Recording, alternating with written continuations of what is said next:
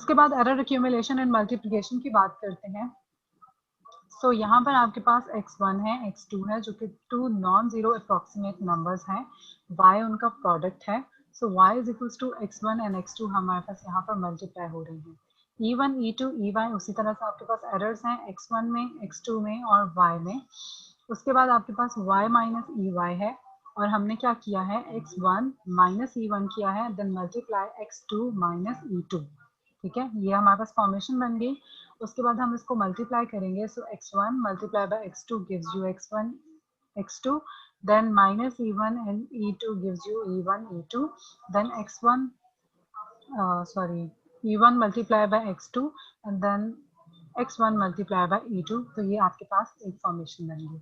अब यहाँ पर e1 एंड e2 जो क्वांटिटीज हैं ये बहुत स्मॉल क्वांटिटीज हैं, तो हम इसको निगलेक्ट कर देंगे। निगलेक्ट करने के बाद क्या होगा कि आपके पास जो टर्म पीछे बच जाएंगी वो आपके पास y minus e y is equals to this, और बाकी सारी टर्म एज इट इज आ जाएगी।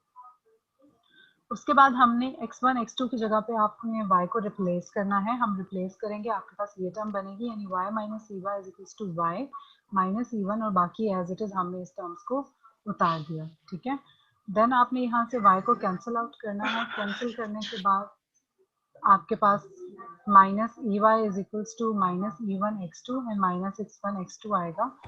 ओके, यहाँ से अब हमने माइनस को कॉमन लेना है। जब आप माइनस को कॉमन लोगे so you are left with e1 plus x2 plus x1 and e2। यहाँ से आप माइनस को कैंसिल आउट करोगे सो आपके पास ये टर्म बच जाएगी। इसके बाद आपने इसका एब्सोल्यूट एरर फाइंड आउट करना है। एब्सोल्यूट एरर आपके पास ये होता है, ये तो बहुत सिंपल सी चीज़ है, आप कर चुके हो लास्ट लेक्चर में भी। उसके बाद आपके पास रिलेटिव एरर भी हम इसमें फाइंड आउट करेंगे। So relative error find out करने के लिए हमारे पास ये फॉर्मूला होता है।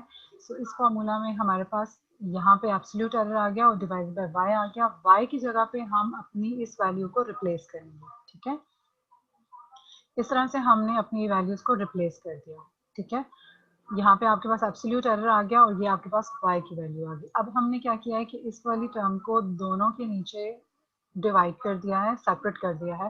सेपरेट करने से आपके पास x2 कैंसिल हो जाएगा और यहाँ पे x1 कैंसिल हो जाएगा। तो जो आपके पास इक्वेशन सिंप्लीफाइड फॉर्म में बचेगी वो आएगी e1 divide by x1 plus e2 divided by x2।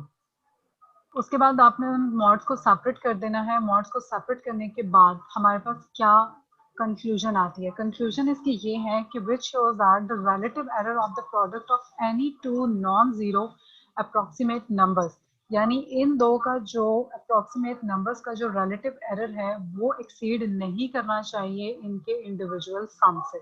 ठीक है, या तो इक्वल होगा या तो लेस होगा, एक्सीड नहीं करेगा। अगर इसी तरह से हम अगर इसको nth टर्म तक लेके जाना चाहें तो हम इसको लेके जा सकते हैं, यानी y is equals to x1 up to so on to xm। x1 x2 xn कभी भी जीरो नहीं हो सकती, और यहाँ पर x i is equals to zero है और i आपके पास अप्रोच कर रहा है 1 से लेकर n तक।